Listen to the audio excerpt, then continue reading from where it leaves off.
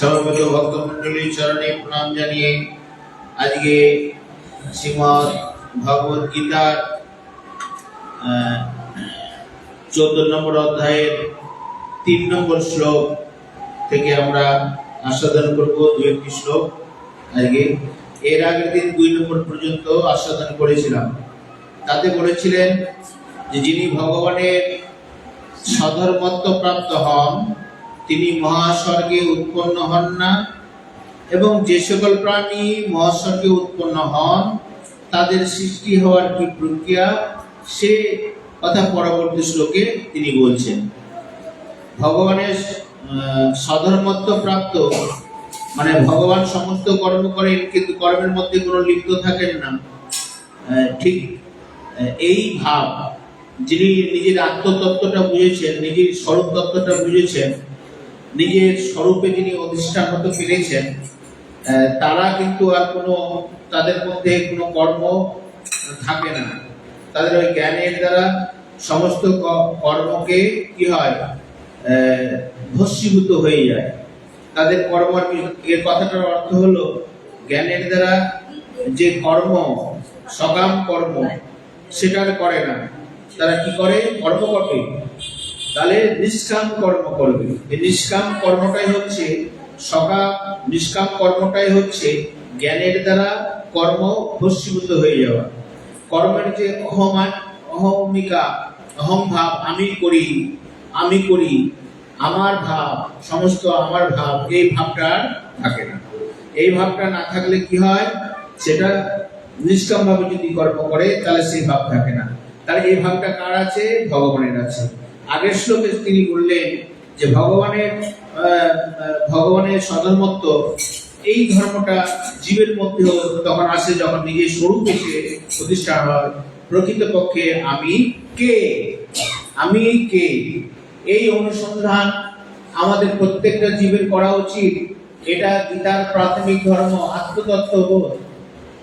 ভগবান শ্রীকৃষ্ণ গীতার মধ্যে অর্জুন যখন মোহগ্রস্ত, অর্জুনকে যখন তার এই জ্ঞানের উপদেশ দিতে আরম্ভ করলেন, গীতার উপদেশ দিতে আরম্ভ করলেন, তখন কিন্তু এই তত্ত্বজ্ঞানে প্রথমে আত্মতত্ত্ব জ্ঞান দিলেন যে আত্মাটা কি। আপনি দেখুন, আমরা যদি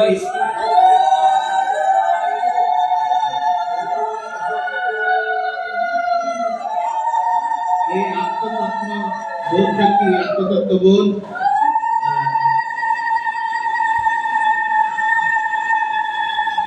এটা প্রত্যেকটা মানুষকে আমাদের এটা বোঝা উচিত এবং এটার অনুসন্ধান করা উচিত। কিরকম অনুসন্ধান করবেন, নিজেকে জানবেন কি করে, বলে এটা নিয়ে একটু চিন্তা ভাবনা করা দরকার। এটা নিয়ে একটু চিন্তন মনন করা দরকার। কিরকম মনন? আচ্ছা, বলছেন যে মনন, কেমন মনন? বলছেন যে চিন্তন মনন করা দরকার। যেমন ধরেন কি চিন্তা করবেন, ধরে নিন, আচ্ছা আমি কে তত্ত্ব, তো এটা আপনি কিভাবে প্রশ্ন দ্বারা মীমাংসা করবেন? আমি কে? আচ্ছা, মনে করুন আমার দুঃখ হচ্ছে তো, বা কষ্ট হচ্ছে জাগতিক সংসারে, তো এই কষ্টটা কে পাচ্ছে কষ্টটা? এটা অনুসন্ধান করুন, এটা জানুন, কষ্টটা কে পাচ্ছে। আপনার শরীর কি কষ্ট পাচ্ছে? যদি কষ্ট পায় আপনার শরীর, যদি বলেন যে হ্যাঁ আমি হচ্ছি আমার শরীর, তাহলে আপনি যদি আপনার শরীর হন তাহলে কষ্টটা কে পাচ্ছে? আপনার শরীর পাচ্ছে, আপনি এটাই বলবেন তো যে আমার শরীর কষ্ট পাচ্ছে, আমার রোগ হয়েছে, আমার শোক হয়েছে।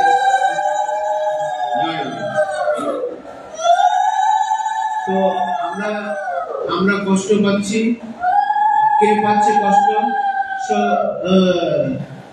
শরীর কষ্ট পাচ্ছে। তো শরীর যখন কষ্ট পাচ্ছে, আপনি বলছেন তো, তো শরীরটা থেকে যখন প্রাণটা চলে যায়, তখন হাতটা যদি কেটে নেওয়া যায় তাহলে কি কষ্ট পাবেন? না। তাহলে এখন কে কষ্ট পাচ্ছে? তাহলে কে কষ্ট পাচ্ছে এটা অনুসন্ধান করো, খুঁজুন। তাহলে আমি যে দুঃখ পাই, আমি যে সুখ পাই, আনন্দ পাই, এই আনন্দটা কে পায়? শরীর কি? বলছে না, শরীর তো পায় না। তাহলে অন্য কেউ পায়। ওই যে আমি যে দেখি, তো কে দেখছে? আপনার চোখ। বলছে না না, চোখ কখনো দেখে না, চোখের দেখার কোনো ক্ষমতা নেই। এ করে কি একটা মাধ্যম, কোন দৃষ্টিগোচর হওয়ার মাধ্যম। যেমন কিছু দেখার জন্য আমরা একটা চশমা ব্যবহার করি, অ্যাডিশনাল চশমা, কারণ চোখটা আমার খারাপ, তো ওটা দেখার জন্য আমরা অ্যাডিশনাল একটা কি চশমা ব্যবহার করি। তাহলে চশমার মাধ্যমে আমরা দেখতে পাই। তো ঠিক তেমনি আমরা কি দেখতে পাই কার মাধ্যমে? চোখের মাধ্যমে। তো দেখে কে? চোখ দেখে কি? যদি চোখ দেখতো তাহলে মৃত্যুর পরে চোখটা দেখে না কেন? ও তো দেখে না। তাহলে তাহলে কে দেখছে? এই অনুসন্ধান করুন, এটা মন্থন করুন, তাহলে আপনি জানতে পারবেন। তাহলে শরীরটা আলাদা, আর আমি, যেটা আমি এখানে লুকিয়ে রয়েছে আত্মা, সে কিন্তু আলাদা। সে ওখানে সাক্ষী স্বরূপ সবকিছু ও দেখতে পায়, চলতে পায়, কর্ম করে, এই সমস্ত কাকে নিয়ে? এই শরীরটাকে নিয়ে। তাহলে এই আত্মা যখন এর সঙ্গে তাদাত্ম্য প্রাপ্ত হয়ে যায়, শরীরের সঙ্গে একাত্মবোধ হয়ে যায়, তখন শরীরের গুণগুলো ওর মধ্যে প্রবাহিত হয়। ওই শরীরের ইয়েগুলো, দুঃখ কষ্টগুলোকে আত্মা ভোগ করে, শরীর কিন্তু কখনো কোনো কিছু ভোগ করে না। কারণ শরীরটা আলাদা আর আত্মা আলাদা। শরীর থেকে আত্মা চলে গেলে শরীরের দুঃখ কষ্ট আর আত্মা পায় না। তাহলে আমাদের অনুসন্ধান করা উচিত এই আত্মা। এই আত্মাকে যখন আমরা জেনে নিব, এই আত্মতত্ত্ব বোধ যখন হয়ে যাবে, তখন সংসারের প্রতি যে আমাদের আসক্তি তখন আর থাকবে না। তখন আমি নিজের স্বরূপে অধিষ্ঠান হতে পারবো। তাহলে আমি নিজের স্বরূপে যখন অধিষ্ঠান হতে পারবো, আমি যখন তত্ত্ব সংসারের নই, আমি স্বরূপত আত্মা। তাহলে আত্মাটা কোথা থেকে আসলো? পরমাত্মা থেকে। তাহলে আমি প্রকৃতপক্ষে পরমাত্মারই অংশ। হ্যাঁ, আমি সংসারের নই, আমি পরমাত্মার। তাহলে সাধারণত ভাবে এটা যখন জ্ঞান হয়ে যায়, তখন পরমাত্মার প্রতি কি হয়? ভক্তি হয়, ভাব হয়, তাকে খোঁজার অন্বেষণ হয়। তখন মনে আমি কোথায় যাব, কোথায় গেলে আমি আমার পরমাত্মাকে আমি পাবো, তার সান্নিধ্যে আমরা যেতে পারবো। যার কারণ হচ্ছে তিনি হচ্ছেন আমার সৃষ্টিকর্তা, তিনি হচ্ছেন আমার পরম আশ্রয়। এটা যখন বোধ হয়ে যাবে, তখন আমরা অনুসন্ধান করব কোথায়? এই ভগবানের অনুসন্ধান করব। তখন তত্ত্বজ্ঞানের কাছে যাবেন, তাকে তদ্বিদ্ধি প্রাণী, এই জ্ঞান যখন পাবেন তাদের কাছে, তদ্বিদ্ধি প্রাণী পাওয়া যেন পরিকৃষ্ণ সেবায়া উপদেক্ষান্তিতে জ্ঞানম জ্ঞান তত্ত্বদর্শিনাম। এই তত্ত্বদর্শী কোনো সাধুগুরু বৈষ্ণবের কাছে, গুরুর কাছে যখন যাবেন, তখন এই জ্ঞান যখন হবে, তখন এই আত্মতত্ত্ব বোধ আপনার হবে। তাই নিজেকে এই আত্মতত্ত্ব বোধটা অনুসন্ধান করা উচিত, প্রকৃতপক্ষে আমি কে। তো এটা যখন অনুসন্ধান হয়ে যায়, তখন কোনো কর্ম আমাদের থাকে না। কর্মের প্রতি কোনো রকম আসক্তি রেখে আমরা কাজ করি না, কর্ম করি। কারণ কর্ম ছাড়া আমাদের সংসারও নির্বাহ হবে না, শরীর নির্বাহ হবে না। কর্ম ছাড়া কর্ম আমাদেরকে করতে হবে, কিন্তু কর্মটা আমরা করবো আসক্তি। তখন আসক্তি, কর্মের প্রতি কোনো ফলের প্রতি আসক্তি কিছু থাকবে না। এটা নিমিত্ত মাত্র, যান্ত্রিক ভাবে শুধু আমরা কর্ম করে যাই, কর্তব্য জ্ঞানে কর্ম করে যাই। তখন আর কর্মের ফল আমাদেরকে ভোগ করতে হয় না। সেটাই বলছেন আগের শ্লোকে আমরা আস্বাদন করলাম, যে এই জ্ঞানের আশ্রয় নিয়ে যে সকল ব্যক্তি আমার সাধর্ম লাভ করেছেন, তারা এই যখন মূল সৃষ্টি হয় তখন তারা জন্মগ্রহণ করেন না, আর মহাপ্রলয় তারা ব্যথিত হন না। তার আগের দিন এই শ্লোকে আমরা আস্বাদন করেছি। এখন 3 নম্বর শ্লোকে এখানে বলছেন যে মম, শুনুন মনোযোগ সহকারে, মম যোনি মহৎ ব্রহ্ম তস্মিৎ গর্ভং দদাম্যহম সম্ভবত সর্বভূতানাং ততত ভবতি ভারত। হে ভারতবর্ষ অর্জুন, ভারতবংশী অর্জুন, আমার মূল প্রকৃতি হলো উৎপত্তি স্থান। এই আমার মূল প্রকৃতি হলো উৎপত্তির স্থান। এটা হচ্ছে প্রকৃতি হচ্ছে কি উৎপত্তির স্থান। আমি তাতে বীজ রূপ গর্ভ স্থাপন করি, আমি সেখানে বীজ দিই ওই প্রকৃতির মধ্যে, হ্যাঁ, ফলে সমস্ত প্রাণীর উৎপন্ন হয়। তারপরে মূল প্রকৃতি হচ্ছে আমার একমাত্র কি উৎপত্তির স্থান। এটাকে গর্ভাশয় বলতে পারেন। এই গর্ভাশয় এখানে সেই যেমন এই মাতৃগর্ভে পিতৃ বীর্য এখানে নিক্ষেপ হলে যেমন সৃষ্টি আরম্ভ হয় লৌকিক কথাতে, ঠিক তেমনি এই প্রকৃতির মধ্যে আদি পিতা পরম পিতা তিনি প্রকৃতির মধ্যে এটাকে প্রকৃতিকে গর্ভস্থান করে তিনি তার শক্তি এই প্রকৃতির মধ্যে সঞ্চারণ করেন, ফলে সমস্ত প্রাণীর উদ্ভব হয়। আমরা যে বলে মনে করি যে আমাদেরকে সৃষ্টি করেছেন আমাদের মাতা পিতা, তা কিন্তু নয়। মাতা পিতা একটা মাধ্যম মাত্র, তাদেরকে আশ্রয় আমরা এসেছি, কিন্তু পরম পিতা তিনি সৃষ্টিকর্তা। তিনি এই প্রকৃতির মধ্যে ওই বীজ দিয়েছেন বলে ওই বীজটা মাতা পিতার মাধ্যমে এই সৃষ্টি কার্যে প্রবাহিত হয়। এখানে মম যোনি মহৎ ব্রহ্ম, মূল প্রকৃতিকে মহৎ ব্রহ্ম বলা হয়েছে। পরমাত্মা ক্ষুদ্র ভাব, বৃহৎ বর্জিত, সুতরাং তিনি যেমন ক্ষুদ্রাতি ক্ষুদ্র তেমনি বৃহৎ মহৎ। কিন্তু জাগতিক দৃষ্টিতে মূল প্রকৃতি সব থেকে বৃহৎ বস্তু, অর্থাৎ জগতের সব থেকে বড় ব্যাপক তত্ত্ব হলো মূল প্রকৃতি। জগতের সব থেকে বড় কি ব্রহ্ম প্রকৃতি। প্রকৃতিকেও কখনো কখনো ব্রহ্ম বলা হয়েছে। এটা মূল প্রকৃতি, বিশাল, হ্যাঁ। পরমাত্মা ব্যক্ত জগতে এর থেকে বড় ব্যাপক তত্ত্ব নেই। এই জন্য মূল প্রকৃতিকে কি বলা হয়? মহৎ ব্রহ্ম, হ্যাঁ, সমষ্টি, মহতত্ত্ব, অর্থাৎ সমষ্টি বুদ্ধি, মহতত্ত্ব। এই মহৎ কথাটার অর্থ মহতত্ত্ব, সমষ্টি বুদ্ধি। ব্রহ্ম হচ্ছেন কি পরমাত্মা, এর মধ্যবর্তী হওয়ায় মূল প্রকৃতিকে মহৎ ব্রহ্ম বলছে। এই জন্য মহতত্ত্ব মানে সৃষ্টির বুদ্ধি। যখন সৃষ্টি ভগবান মনে করেন যে আমি এক হব, আমি এক আছি, বহু হব, তখন তার ওই বুদ্ধি কাজ করে, তখন বলা হয় মহাতত্ত্ব। এই মহাতত্ত্ব থেকে তখন একটা হলচল আরম্ভ হয়, চঞ্চলতা আরম্ভ হয়। কারণ আপনি যখন কোনো কর্ম করবেন তখন তো আগে বুদ্ধি নিশ্চয়ই করবে যে না আমি এটা করব, তখন একটা হলচল হবে, তখন আপনার ইন্দ্রিয়গুলো কি কাজ করার দিকে ধাবিত হবে। ঠিক তেমনি ভগবানের এই মহতত্ত্ব মানে বুদ্ধি তত্ত্ব, এই তত্ত্বটা যখন কাজ করে পরমাত্মা, তখন মূল প্রকৃতির মধ্যে একটা হলচল সৃষ্টি হয়, মন্থন সৃষ্টি হয়। তাহলে মূল প্রকৃতি তার মধ্যে 3টি গুণ হচ্ছে প্রধান। একটা হচ্ছে সাত্বিক গুণ, রাজসিক গুণ, তামসিক গুণ। আর এই সৃষ্টিটা কোন গুণকে অবলম্বন করে হয়? রজগুণকে অবলম্বন করে সৃষ্টি কার্য চলে। তার মানে রজগুণ কাকে দিয়ে করান? ব্রহ্মাকে দিয়ে করান সৃষ্টি কার্য।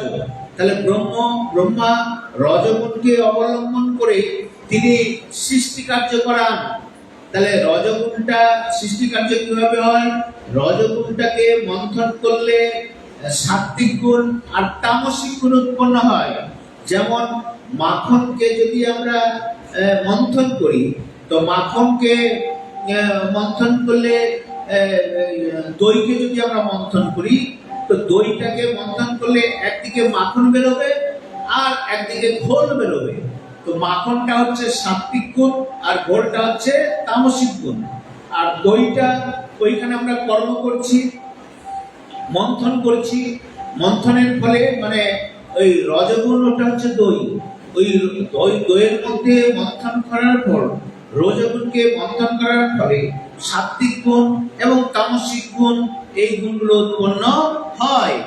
এই জন্য বলছেন এই বুদ্ধিতত্ত্ব এটা হচ্ছে, এবং ব্রহ্ম এর এর মধ্যবর্তী স্থান হচ্ছে প্রকৃতি। এই জন্য হচ্ছে মহৎ ব্রহ্ম এখানে বলা হয়েছে। আগের শ্লোকে আমরা যে আস্বাদন করেছি, স্বর্গীয় নবজয়ন্তী প্রণয়জ নবাদিত পদে উদ্ধৃত স্বর্গ এবং প্রলয় শব্দগুলির অর্থ যথাক্রমে ব্রহ্মার দিন আর রাতকে মানা হয়েছে। সৃষ্টি এবং প্রলয়, সৃষ্টিটা কখন হয়? ব্রহ্মা যখন রাত দিন থাকে তখন, তাহলে সেই সেই দিনটা হচ্ছে সৃষ্টি হয়, আর রাত্রি হয়ে যায় তখন হচ্ছে কি প্রলয়। সুতরাং এর অর্থ ব্রহ্মার প্রকটিত হওয়া, মহাস্বর্গ অর্থাৎ হচ্ছে তখন ব্রহ্মা প্রকটিত হয়, তিনি সৃষ্টি কার্য আরম্ভ করেন। মহাপ্রলয় কি? এই ব্রহ্মার নীল হয়ে যাওয়া, সমস্ত জীবের তার সংস্কার মূলে কর্মের যে গুণ, কর্ম আমরা যে করি, দেখুন সংসারের মধ্যে কত রকম কর্ম করি। কর্ম করার ফলে কর্মের যে একটা আমাদের নিজের একটা স্বভাব তৈরি হয়, একটা সংস্কার তৈরি হয় আমরা কর্ম করতে করতে। সেই সংস্কারটা হচ্ছে আমাদের বীজ, যেটা হচ্ছে করণ শরীর। এই করণ শরীর দ্বারা আমাদের প্রলয়ের সময় আমরা কি হই? এই বীজটা অব্যক্ত রূপে ভগবানের শরীরে আমরা থাকি, ভগবানের শরীরে আমরা নীল হয়ে থাকি অব্যক্ত রূপে। আবার যখন সৃষ্টি কার্য হয় তখন ওই শরীর থেকে ওই বীজটা এই প্রকৃতিতে তখন এই ভগবান নিক্ষেপ করেন। এই যার যেরকম বীজ, যেরকম বীজ সেরকম ভাবে সেখান থেকে গাছ উৎপন্ন হয়, কিন্তু সেটা থেকে অব্যক্ত হিসাবে, তারপরে এটা ব্যক্ত হিসাবে আমরা দেখতে পাই। যেমন একটি গাছের বীজ, একটা গাছের বীজের মধ্যে বীজটাকে যদি আমরা ভাঙি, তাহলে ওই বীজের মধ্যে আমরা কোনো গাছ পাতা, লতা পাতা, ডাল, ফল, মূল কোনো কিছু খুঁজে পাবো না। ওটা অব্যক্ত হিসাবে আছে, দেখা যায় না তাকে। কিন্তু ওই বীজটা যখন আমরা মাটিতে পুঁতে দিই, জল বাতাসের পঞ্চভৌতিক এই সংস্পর্শে এসে তখন কি হয়? ওই বীজটা থেকে তখন মূল হয়, তারপর শাখা, কাণ্ড, লতা পাতা, ফল, মূল সবকিছু হয় ওই ছোট্ট একটা বীজ থেকে। তাহলে লতা পাতা তো ওই বীজটার মধ্যে ছিল, দেখা যাচ্ছিল কি? বলছে না, দেখা যাচ্ছে না। তাহলে ওটা অব্যক্ত, ওটা অব্যক্ত রূপে সেখানে ছিল। ওটা নির্দিষ্ট সময়ে নির্দিষ্ট জায়গায় আসার পর ওটা ব্যক্ত হিসাবে সমস্ত পৃথিবীতে তখন আমরা দেখতে পাই।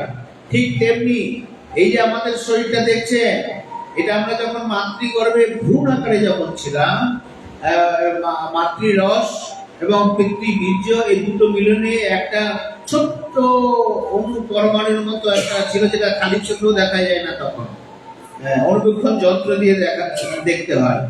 তাহলে ওই অবস্থায় তখন কি আমাদের হাত পা কিছু ছিল? বলছে না, ওইটা অব্যক্ত অবস্থা। ওই অব্যক্ত অবস্থা থেকে ব্যক্ত অবস্থায় সৃষ্টি হয়। এটাই একমাত্র ঈশ্বরের শক্তি ছাড়া এটা সম্ভব হয় না, কেউ করতে পারে না। কারো কোনো ক্ষমতা নেই যে ওই অব্যক্ত থেকে ব্যক্তকে সৃষ্টি করবে। ওই অব্যক্ত থেকে চেতন তত্ত্ব প্রবেশ করে ব্যক্ত এই সমস্ত পৃথিবীতে ব্যক্ত রূপে প্রকটিত হবে, চেতন তত্ত্ব রূপে। আরেকটা জিনিস জেনে রাখুন, এই চেতন তত্ত্বটা আমাদের মধ্যে যে চেতন আছে, এই চেতনটা চেতন থেকেই আসে, জড় থেকে তখন কখনো চেতন হয় না। সেই জন্য আমাদের চেতন তত্ত্ব, আমরা যে চেতন আছি, আমাদের চেতন তত্ত্বটা রয়েছে, তাহলে নিশ্চয়ই বিভু আকারে চেতন তত্ত্ব রয়েছে, অব্যক্ত আকারে, যেটা আমরা বুঝতে পারি না। এই জন্য ঈশ্বর তত্ত্বটা সবাই বুঝতে পারে না, জানতে পারে না। এই জন্য আমরা বলি কি, ভগবান অনেকে বলে যে নাই, জানি না, কারণ ওটা দেখা যায় অব্যক্ত হিসাবে আছে। আপনি জানবেন কি করে, দেখবেন কে? তো এটা কি ছাগলের বাচ্চা? আপনি ঈশ্বরকে দেখান তো, চট্টে ধরে নিয়েছে আপনার সামনে করে দিলাম, এটা তো দেখা যায় না কখন। ঈশ্বর অব্যক্ত হিসাবে তিনি সমস্ত কর্ম করে যান, সমস্ত সৃষ্টি কার্য পরিচালনা করেন অব্যক্ত হিসাবে, তারপরে ব্যক্ত করেন। তাৎপর্য হলো এই জীবন মহাপুরুষদের এই প্রকৃতি থেকে সম্পর্ক। তার মানে এই ব্রহ্মার প্রলয় তখন তার শেষ হয়ে যায়, তিনি আবার লীন হয়ে যায়, তার কর্ম নিয়ে লীন হন। ওই যে কর্মের বীজটা অব্যক্ত হিসেবে থাকলো সৃষ্টির সময়, ওই তার স্বভাব, যে স্বভাবটার কথা আমরা বললাম, আপনি যেভাবে কর্ম করবেন সেই কর্মের একটা আপনার স্বভাব গড়ে উঠবে। আমরা বলি না যে এই লোকটার স্বভাব না ভালো না, এই লোকটার স্বভাব এরকম, এই লোকটার স্বভাব খারাপ, এই লোকটার স্বভাব এরকম। এই স্বভাবটা এলো কোথা থেকে? স্বভাবটা এলো তার কর্ম করতে করতে, অভ্যাস করতে করতে তার মধ্যে একটা সংস্কারের ছাপ চলে এসেছে। ভালো কর্ম করতে করতে ওর প্রকৃতিটা এমন হয়েছে যে ও সবসময় ভালো কাজই করার মনোবৃত্তি থাকে তার, যে না সবারই উপকার করি, সবারই কাজ করে দিই, এরকম ভালো। অনেকেরা অনিষ্ট চিন্তা করে, অনেক খারাপ চিন্তা করে, তো ওইরকম ওর খারাপ বুদ্ধি সবসময় থাকে যে না আমি এটা এইভাবে করবো, কারো অনিষ্ট করবো, কারো ক্ষতি করে আমি নিজের লাভ করতে চেষ্টা করবো, এরকম তার স্বভাব হয়। ওই স্বভাবটা সংস্কার রূপে, বীজ রূপে তার মধ্যে নিহিত থাকে। এটা পরের জন্মে যখন আবার সৃষ্টি, আপনি যখন আসবেন আবার 84 লক্ষ জনিতে, যখন আপনি ভ্রমণ করতে করতে যে জনিতে যাবেন, ওই কর্ম অনুসারে আপনি ওই জনিটা পাবেন। কর্ম অনুসারে যেমন কর্ম, সেই স্বভাবটা হলো স্বভাব অনুসারে আপনি দেহটা পাবেন। স্বভাব অনুসারে এখানে প্রকৃতিতে অনেক রকম দেহ তৈরি করে রাখে, ছাগল, ভেড়া, গরু, ছাগল, কীট পতঙ্গ, গাছপালা, এরকম দেহ তৈরি করে রেখেছে। আপনার যেরকম স্বভাব হবে সেই স্বভাব মূলে আপনি সেরকম দেহ পাবেন। হ্যাঁ, কিন্তু মূল তত্ত্বটা কিন্তু আত্মাতত্ত্ব, ভগবানেরই সব তত্ত্বটা, কিন্তু ওর সংস্কার বসিত নিজের কর্মের জন্য, নিজের স্বভাবের জন্য ও ওইরকম করে শরীর পায়। যেমন ইলেকট্রিক তার দিয়ে কারেন্ট আসছে, কারেন্ট তত্ত্ব কিন্তু এক, এবং এই কারেন্টটা কখনো ওই ফ্যানকে ঘুরাচ্ছে, কোনো লাইটকে জ্বালাচ্ছে, কোনো হিটার গরম করাচ্ছে, ফ্রিজে যাচ্ছে তো ঠান্ডা হচ্ছে, কারণ কি? ওটা পুরোটাই কিন্তু ওই কারেন্টের জন্যই। তো যে যেরকম দেহে যাচ্ছে, ওই কারেন্টটা যে যেরকম দেহ যাচ্ছে সেই দেহটা সেরকম কাজ করছে। তো আপনার স্বভাব, ওই আত্মা তখন ওই স্বভাব মূলে তখন ওই দেহের মধ্যে গেলে ওই দেহের কাজ করবে। আপনি যখন আপনার সংস্কার যদি ভালো হয়, তো ভালো ঘরে, ভালো সংস্কারযুক্ত জায়গায়, যেখানে সাধুগুরু বৈষ্ণব জন্মগ্রহণ করেছে, যে ফ্যামিলিতে ভক্ত জন্মগ্রহণ, মা বাবা তার ভক্ত, তার পরিবারের সবাই ভক্ত, পরিবেশ তার ভক্ত, সবাই গোবিন্দমুখী, সেই জায়গায় আপনার জন্ম হবে। তাহলে কি হবে? ভালো জন্ম হলো আপনার।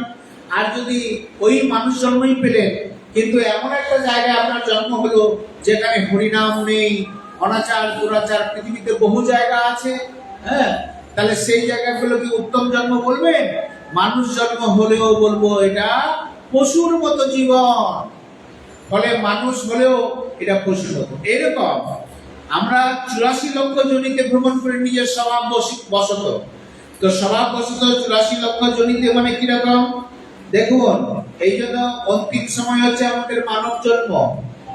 এই জন্মটা যদি হাত থেকে ফসকে গেল, তখন আবার ওই 84 লক্ষ জনিতে আমাদেরকে ভ্রমণ করতে হবে।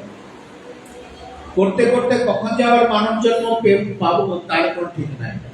মানব জন্ম পেলেও আপনি যে সাধু সঙ্গ পাবেন সেটাও কিন্তু ঠিক নাই। সাধু সঙ্গ তো অনেক দূরের কথা, মানে এই দেশ, এই কাল, এটা পাবেন। আমরা যদি ভারতবর্ষে না জন্মগ্রহণ করতে পারতাম, তাহলে আমাদের কিন্তু অন্য কোনো দেশে জন্মগ্রহণ হয়ে যেত, যেখানে হরি কথা কিছু নাই, কৃষ্ণ কথা কিছু নাই।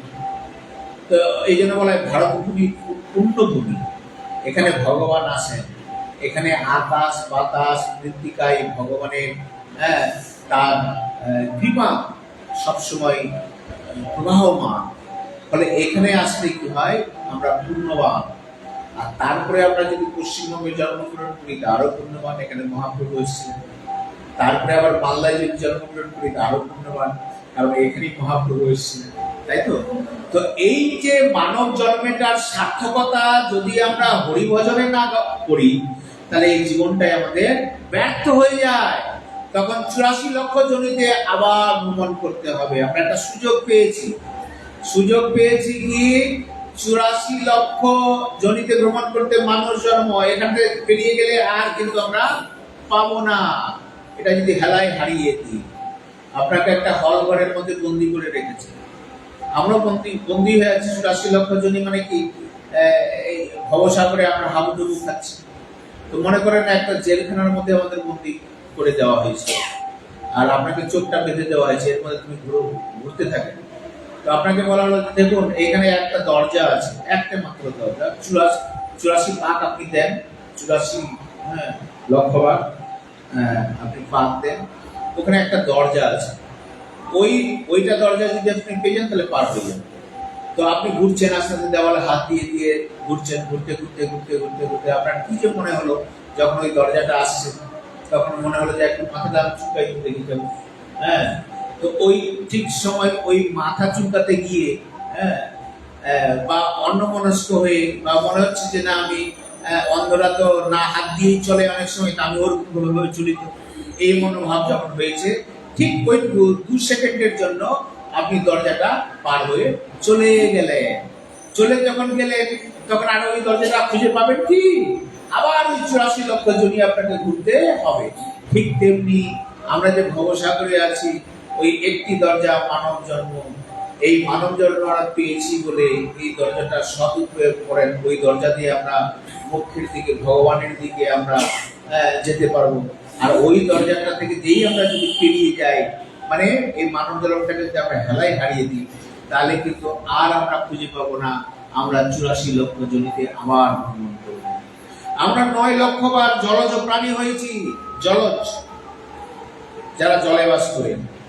আচ্ছা, 20 লক্ষ বার স্থাবর,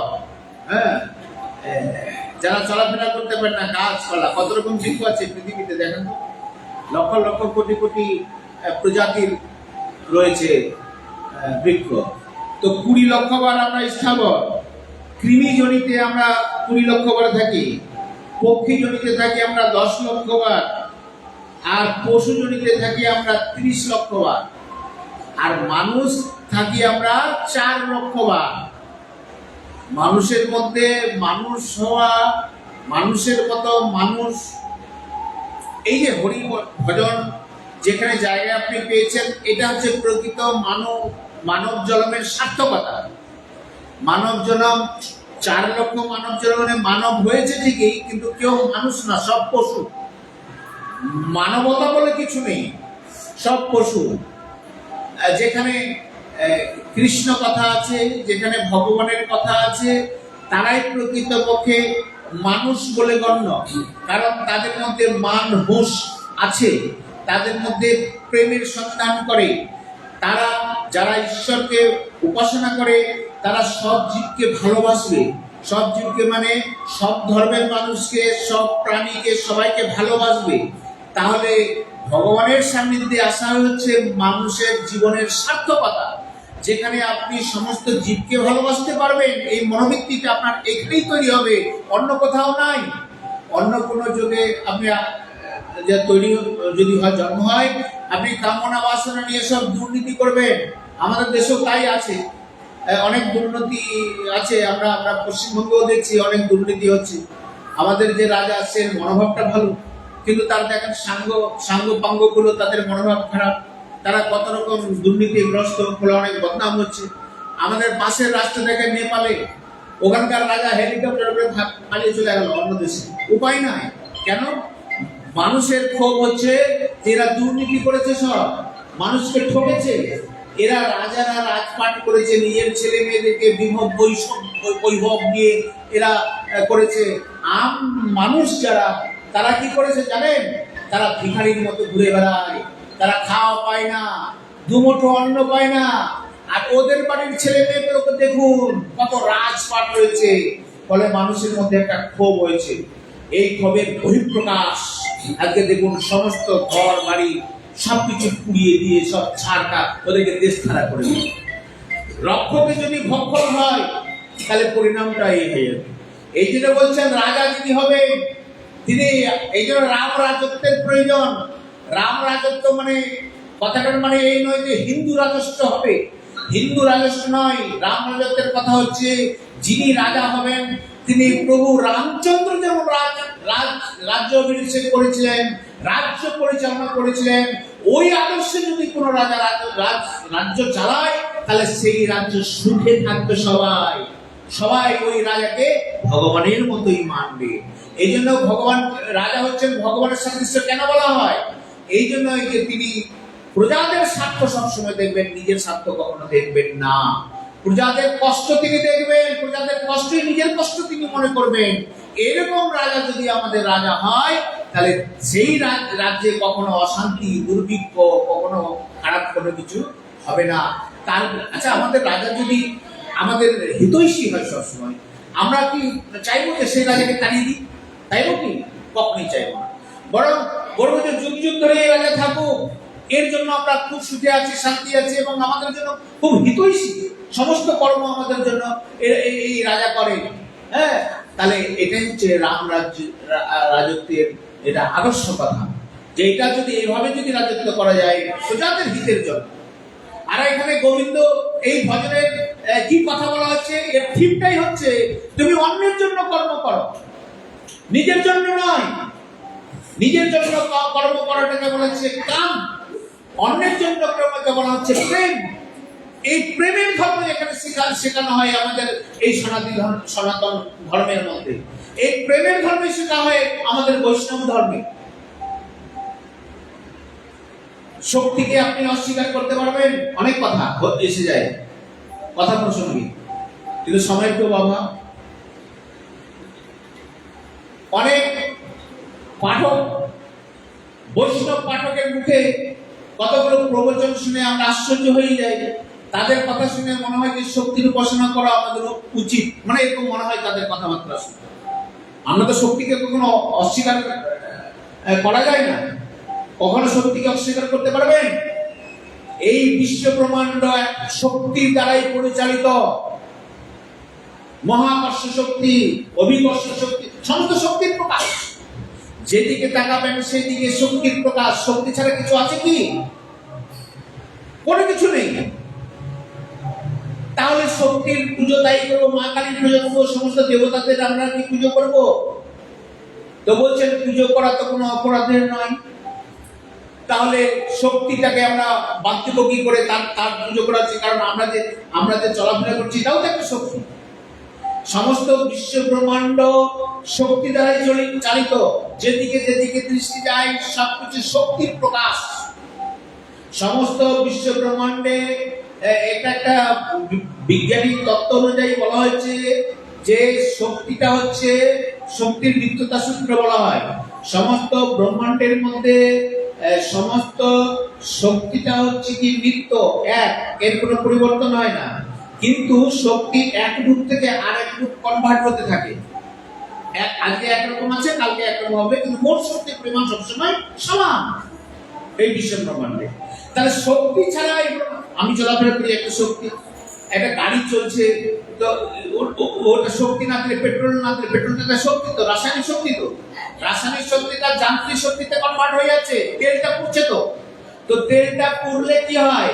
ওখানে শক্তি উৎপন্ন হয়। সেই শক্তি দ্বারা কি হয় শুনুন, সেই শক্তি দ্বারা ইঞ্জিনটাকে চালিত করে। তাহলে রাসায়নিক শক্তিটা কি হলো? যান্ত্রিক শক্তিতে কনভার্ট হলো। তাহলে এইভাবে একটা শক্তি আরেকটা শক্তিতে কনভার্ট হচ্ছে। আমরা যেদিকে তাকাই সেদিকে শক্তির শক্তি, শক্তির প্রকাশ। কিন্তু প্রেমটা কি জানে? এই শক্তির উপরে, শক্তি হচ্ছে কি? ঐশ্বর্য, ভগবানের ঐশ্বর্য। তাহলে আমরা ভগবানের ঐশ্বর্য সাধনা করব না ভগবানের মাধুর্য সাধনা করব? মাধুর্য মানে কি? প্রেম। তো বলছেন যে ঐশ্বর্যকেও ত্যাগ করা যাবে না, শক্তিটাকেও ত্যাগ করা যাবে না, কিন্তু মাধুর্যটা, শুনুন কথা বলবেন না, মাধুর্যটা কার উপরে প্রতিষ্ঠিত? বলছে মাধুর্যটা শক্তির উপরে প্রতিষ্ঠিত। শক্তির উপরে, মানে ঐশ্বর্যের উপর। শক্তিটা ঐশ্বর্য, ভগবানের ঐশ্বর্য। শক্তির যে প্রকাশ, ভগবানের ঐশ্বর্যের প্রকাশ। তাহলে শক্তিটা হচ্ছে ঐশ্বর্য। এই ঐশ্বর্যটা আর মাধুর্য শক্তি, মাধুর্য শক্তিটা কি এই ঐশ্বর্যের উপরে প্রতিষ্ঠিত। তো মাধুর্য যেখানে আছে সেখানে শক্তির প্রকাশ হতে দেয় না, দেখে না, ওভারলুক করে যায়। ঐশ্বর্য যদি না থাকে তাহলে মাধুর্যের কোনো গুরুত্ব থাকে না। আর মাধুর্য থাকলে ঐশ্বর্যের দিকে দৃষ্টি যায় না, দৃষ্টি যায় না। মা যশোদা গোপালকে তার মুখে দেখলেন কি বিশ্বব্রহ্মাণ্ড দেখতে পেলেন, ঐশ্বর্য। কিন্তু সেই ঐশ্বর্য টিকলো কি মা যশোদার কাছে? ওই প্রেমের কাছে, ওই মাধুর্য বাৎসল্য প্রেমের কাছে ওই ঐশ্বর্য টিকলো কি? বলছে আমার ছেলেকে না ভূতে ধরে নিয়েছে। এই মুখের মধ্যে সব ব্রহ্মাণ্ড আমি নিজে নিজেকেও দেখতে পাচ্ছি, কেমন কি দেখতে পাচ্ছি আমি। এক আঙ্গুলে গিরিরাজকে ধারণ করেছেন গোবিন্দ। গিরিরাজ নবকৈশোর নটবর ত্রিভঙ্গ ঠামে দাঁড়িয়ে আছেন আর গিরিরাজকে ধরে আছেন। কেমন ঐশ্বর্য, কেমন শক্তি, মাধুর্য। ব্রজগোপীরা বলছেন এটা একটা ঢং করেছে। ওই যে ত্রিভঙ্গ ঠামে দাঁড়িয়ে আছে নবকৈশোর নটবর, এই রূপটা আমাদেরকে দেখাবে বলে একটু ঢং করেছে। ওটা তো ওর শক্তি নাই। মা যশোদা খাইয়ে পাইয়ে দিয়েছে, ভালো করে শরীর লেগেছে। আর নারায়ণের শক্তিতে ও শক্তিমান, ওর কি শক্তি আছে? এত ঐশ্বর্য দেখেও কিন্তু দেখলো না, দেখতে পেল না। কেন? ওই মাধুর্যের জন্য, প্রেমের জন্য। কৃষ্ণ প্রেম, রাধা মাধবের যে প্রেম, এই প্রেমটা ঐশ্বর্যের উপরেই প্রতিষ্ঠিত। মানে তাদের যে শক্তি তার উপরে প্রতিষ্ঠিত। যদি ঐশ্বর্য না হয়, যদি কারণ ধরে নেই না তর্কের ক্ষেত্রে, কারণ যদি ঐশ্বর্য না থাকে তার উপরে প্রেম হবে। অদ্ভুত তত্ত্ব। যদি ঐশ্বর্য না থাকে তার উপরে প্রেম হবে না। আচ্ছা, প্রাকৃত জগৎকে উদাহরণ একটা জেনে নিন। মনে করেন এই পাড়ায় একটা খুব ভালো লোক আছে, খুব প্রতিষ্ঠিত, বিশাল বড় লোক। হ্যাঁ, তার বড় ইনফ্লুয়েন্স আছে। হ্যাঁ, বলছে একটা খুব ভালো, তার চারিদিকে হাত আছে, এবং লোকটা পরম সুন্দর দেখতে, সুপুরুষ এবং খুব দয়াবান। লোকের বিপদে আপদে আসে। হ্যাঁ, সব রকম যা কষ্টের কথা বলবেন আপনাকে দান ধান করে। মানে কোনো গুণের কোনো কম নাই। তাহলে এইরকম যদি ঐশ্বর্যপূর্ণ লোক যদি আপনি দেখেন, তাহলে তার প্রতি কি প্রণাম করার ইচ্ছা করবে কিনা বলতো? লোকটা যদি হেঁটে যায় একটু প্রণাম করি, না লোকটা খুব দয়াবান, ওই সবাইকে খুব কৃপা করে। তো ভক্তিটা কি করে আসলো? ওর ঐশ্বর্য আছে তবে তো। তাহলে ঐশ্বর্য না থাকলে ভক্তি আসে না। গোবিন্দের, রাধা মাধবের যদি ওই ঐশ্বর্য না থাকে, তার শক্তি, আত্মশক্তি রাধা মাধব, কৃষ্ণ শক্তি, কৃষ্ণ হচ্ছেন শক্তি, শক্তিমান হচ্ছেন কৃষ্ণ, আর রাধা হচ্ছেন শক্তি।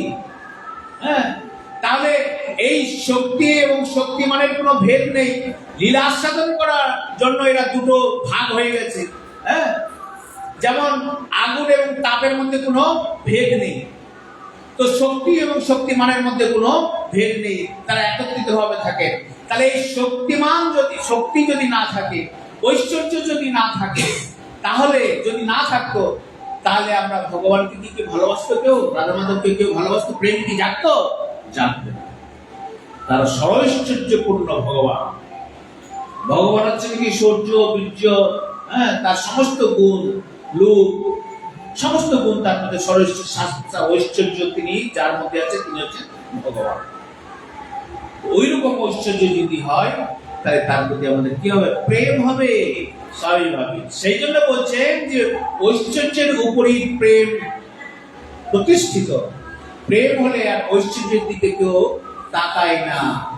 এই জন্য বৈষ্ণব যে মত, যে প্রেমের রাজত্বে এরা চলে, এই প্রেমটা হচ্ছে কি এমন একটি তত্ত্ব মহাপ্রভু দিলেন, উন্নত উজ্জ্বল রস, যে রস আস্বাদন করলে তার ঐশ্বর্য আমরা ভুলে যাই। কেবলমাত্র প্রেম, তার ভালোবাসার জন্য, তার সন্তুষ্টির জন্য সমস্ত কিছু কর্ম করা, এই মনোভাব তার হয়। কার? ভক্তের, প্রেমিকের, যে প্রেমিক ভক্ত। আর এই মনোভাব যদি হয় যে আমি ঈশ্বরের নিজের জন্য করব না, তার জন্য করব, ঈশ্বরের জন্য করব। আর ঈশ্বরের জন্য যখন এর তার মনোভাব হবে, ঈশ্বরের অংশ সমস্ত জীবের মধ্যে অবস্থিত, তাহলে সমস্ত জীবকে আমরা সেবা করব, এই মনোভাব তার হবে। তাহলে ঈশ্বর প্রেম হলে কি হবে? ঈশ্বরের প্রেম হলে কি হবে? সমস্ত জীবেও প্রেম হবে স্বাভাবিকভাবে। এই প্রেমের মূল তত্ত্বটাই আমরা জানি না বলে আমরা জনসাধারণের সেবা করতে গিয়ে প্রকৃত সেবা হয় না। প্রথম প্রেমের কথা বলি, কিন্তু ওই প্রেমটা কামে কনভার্ট হয়ে যায়। প্রথম জনসাধারণের কিছু কাজ, সেবামূলক কাজ করে ঠিকই, পরবর্তীকালে সমস্ত টাকাগুলো আমরা পকেটে ঢুকাই, নিজের ব্যাংক ব্যালেন্স করি, তখন জনতা কি হয়? খেপে যায়, বলে এই নেতা হচ্ছে সব থেকে দুর্নীতিবাজ, আমাদের টাকাগুলো সব খেয়ে নিল। তখন রোষ হয়, ক্ষোভ হয়। এই ঘরপুর পুরুষে দেখেন একটা নেপালে আছে, কিসের জন্য? এই লোভের জন্য। তারা মানুষকে ভালোবাসেনি, তারা নিজেকে দেখেছে, নিজের সন্তানকে দেখে। কেন? প্রেম নাই, প্রেমের ভাব। যদি প্রেমের এই ভাব না থাকে, তাহলে কখনোই শান্তি আসতে পারে না, কারোর মধ্যে সুখ আসতে পারে না। এই জন্যই বলছেন যে কৃষ্ণ প্রেম, ভগবানের প্রতি ভক্তি, এটা অত্যন্ত ভাবে আমাদের প্রয়োজন। এইটাই হচ্ছে মানুষ জীবনের সার্থকতা। ভগবান বলছে যে আমি এরকম বীজ এই প্রকৃতিকে আমি সঞ্চার করি, আর এই 84 লক্ষ জনিতে ভ্রমণ করি। এই জন্য মানুষ জন্য সার্থকতা, যখন 84 লক্ষ জনের কথা বললাম, এভাবে ভ্রমণ করি। তাহলে এই এহেন জন্ম যদি পেয়ে আমরা যদি এটা এই কৃষ্ণ প্রেমের দিকে যদি আমরা না যেতে পারি, ওই প্রেমের সন্ধানে যদি আমরা না এগোতে পারি, তাহলে কিন্তু আমাদের এই জন্মটা বৃথায়। হ্যাঁ, তাই এখানে বললেন যে সকল উৎপত্তির স্থান হয় এই মূল প্রকৃতিকে যোনি বলা হয়। এই প্রকৃতিটাকে বলা হয় কি? মাতৃগর্ভ, যোনি। এই মূল প্রকৃতি থেকে অনন্ত ব্রহ্মাণ্ডের সৃষ্টি হয়। শুধু এই ব্রহ্মাণ্ড নয়, এই মহৎ ব্রহ্ম তো বড়, যেটা অসীম, কোটি কোটি ব্রহ্মাণ্ড মিলে তার গণনা করা যায় না। এটা হচ্ছে সমস্ত হচ্ছে মহৎ ব্রহ্ম, সেখানে এই বীজ নিক্ষেপ করেন, এটা হচ্ছে গর্ভধান।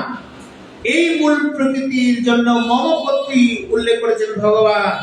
এখানে মম কথাটা, সেই যে মম যোনির মহৎ ব্রহ্ম, এই যে আমার কথাটা বলেছেন, এই মূল প্রকৃতি হচ্ছে তারই প্রকৃতি, এই প্রকৃতি আমারই। সুতরাং এর উপর আমারই আধিপত্য বর্তমান।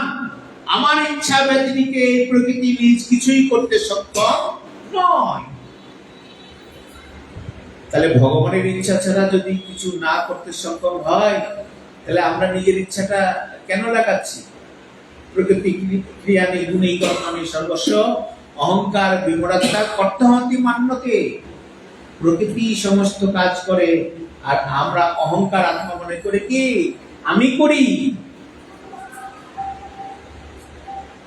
এটা অহংভাব।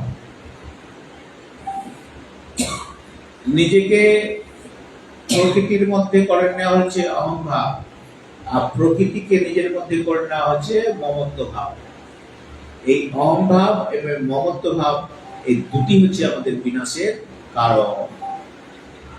আমাদের স্বভাবটা সেরকম তৈরি হয়, আর ভগবান সেই স্বভাব অনুযায়ী কি হয়, এই তিনটা গুণের দ্বারা সত্যত্ব মরদে তিনটা তৈরি, নাকের দড়ি দিয়ে যেমন গরুকে ছাগলকে আমরা ঘুরে নিয়ে যেখানে খুশি সেখানে নিয়ে যাই, তেমনি যন্ত্ররানী মুরা বলছেন না যে আমি এই যন্ত্ররূপ, এই শরীরটা হচ্ছে যন্ত্র, এই যন্ত্ররূপ শরীর দ্বারা তাকে আমি এই মায়ার মধ্যে তাকে ভ্রমণ করাই, তার স্বভাব অনুযায়ী।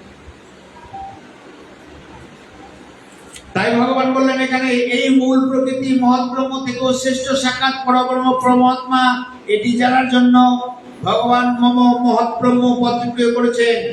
মহৎ ব্রহ্মের থেকেও শ্রেষ্ঠ পরম ব্রহ্ম পরমাত্মার অংশ হলেও জীব পরমাত্মা থেকে বিমুখ হয়ে প্রকৃতির সঙ্গে সম্পর্ক স্থাপন করে আমরা মহতের সন্তান হওয়ার পরেও আমরা কাকে আপন করেছি?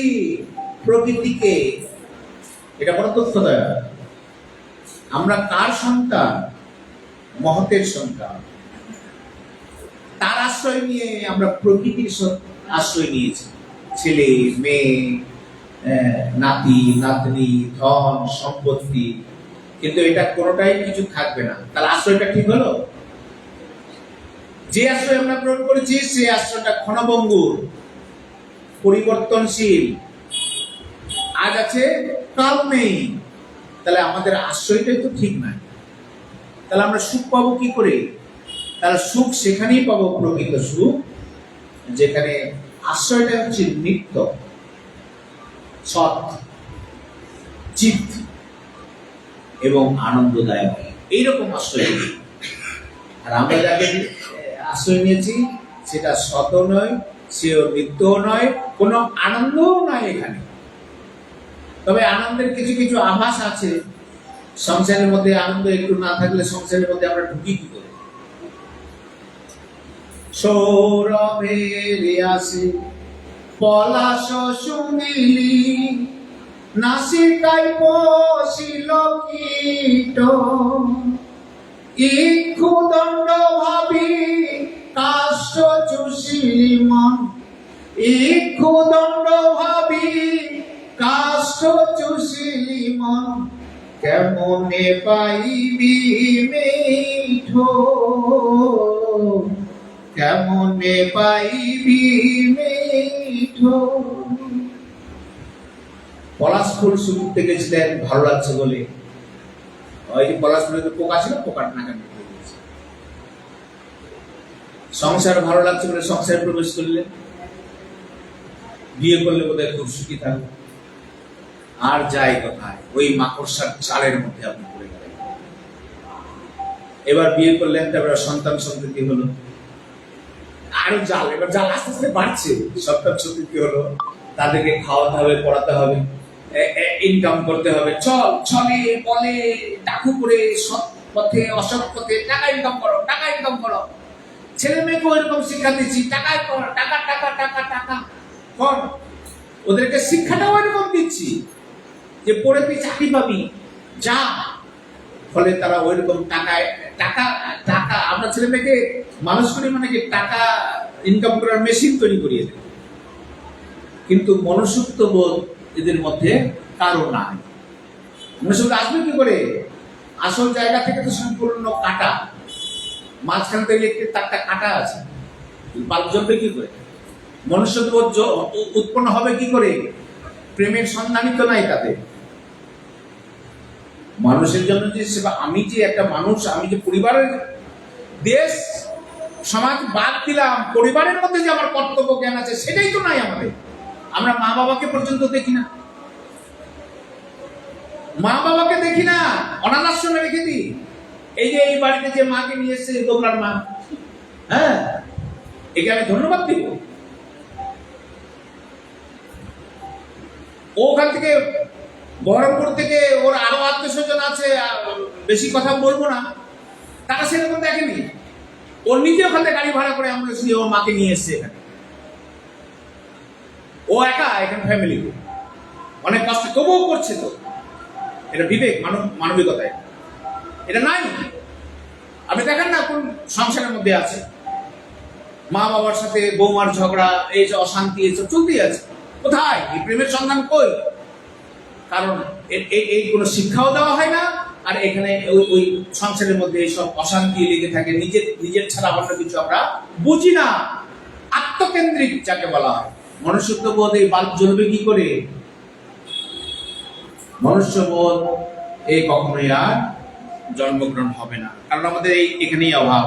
তাই বলছে যে এই সম্পর্ক প্রকৃতির সঙ্গে সম্পর্ক স্থাপন করে নিয়েছি, বিমুখ হয়ে গেছি আমরা পরমাত্মার সঙ্গে। এত পরমাত্মার সঙ্গে একমাত্র ঘনিষ্ঠ সম্পর্ক আমাদের, কিন্তু আমরা বিমুখ, আমরা সংসারের দিকে মুখ করে রেখেছি, ফলে আমাদের এত দুঃখ কষ্ট। পুনরূপী জননম পুনরূপী মরণম, বারবার জন্মগ্রহণ করছি, বারবার মৃত্যু হচ্ছে আমাদের। শুধু তাই নয়, সে প্রকৃতি কার্য ত্রিগুণের মধ্যে সম্পর্ক স্থাপন করে বসে, তার থেকে নেমে গিয়ে গুণাদির কার্য শরীরের সঙ্গে সম্পর্ক স্থাপন করে বন্ধনে আবদ্ধ হয়।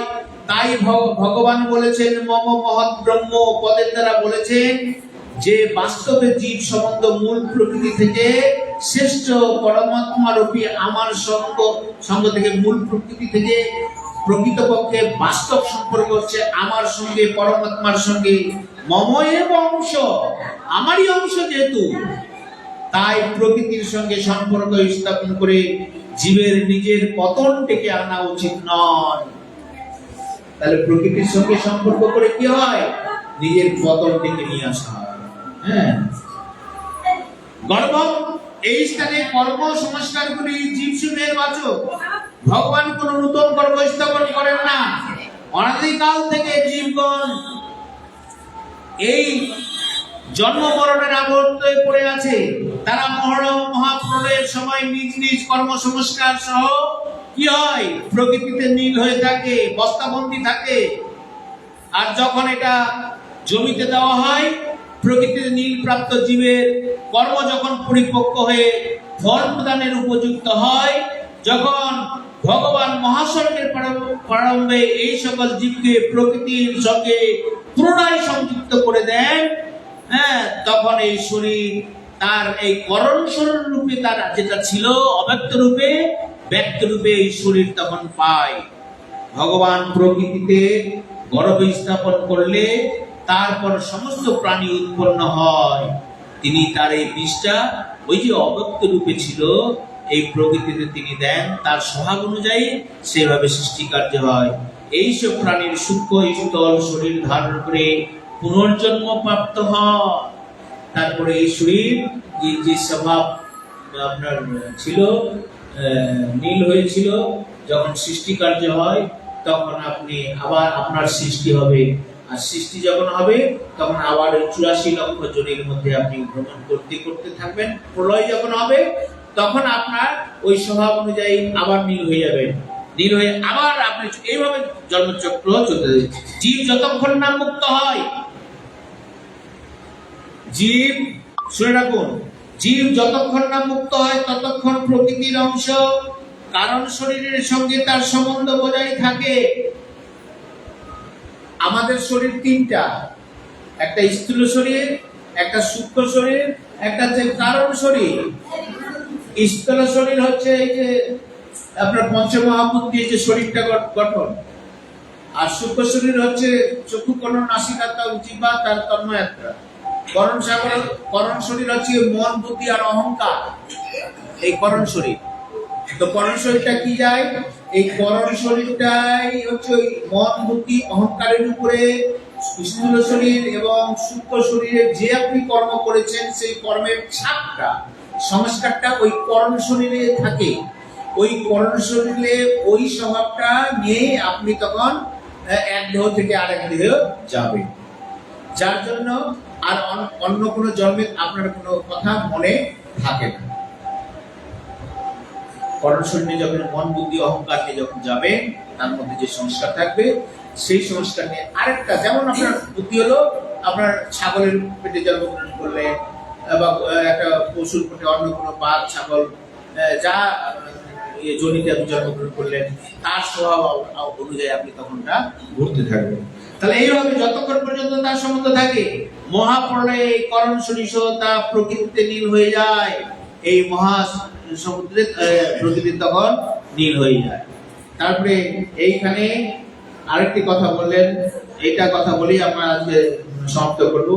বলে শুনে রাখুন, সর্বজনীষু কুন্তীয় মূর্তয় সদ্ভাবন্তি যা তাসাং ব্রহ্ম মদ জনি রহম বীজ প্রকপিতা। হে কুন্তীয়, সমস্ত জড়িতে যত প্রকার প্রাণীতে উৎপন্ন হয়, মূল প্রকৃতি তাদের সকলই হচ্ছে মাতা, আর আমি হচ্ছি বীজ প্রদানকারী পিতা। এই প্রকৃতি হচ্ছে মাতা, আর এখানে যে আমি বীজ দিয়েছি, এই বীজটা হচ্ছে আমি পিতা। আমাদের মাতা পিতা কিন্তু তাহলে কি হলো? এরা তাহলে মাতা পিতা নয়, যেটা উপলক্ষ মাত্র।